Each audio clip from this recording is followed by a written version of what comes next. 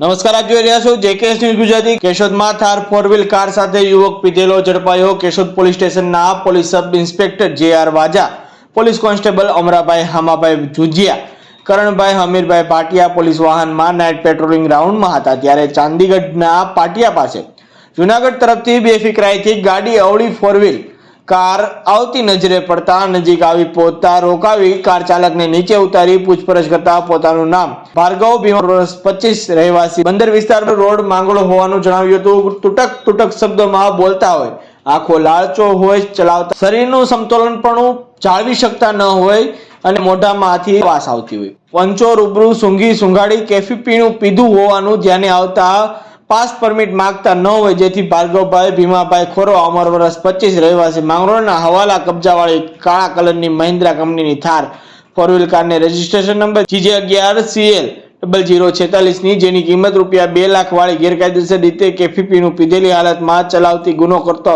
Motor vehicle act કલમ 185 તથા prohibition act હેઠળ ગુનો નોંધી આગળની તપાસ કેશોદ પોલીસ સ્ટેશનના police sub inspector J R. Vaja, police constable Amrabhai હામાભાઈ જુંજિયા ચલાવી રહ્યા છે। જેકેએસ ન્યૂઝ સાથે રાજુ પંડ્યા, કેશોદ।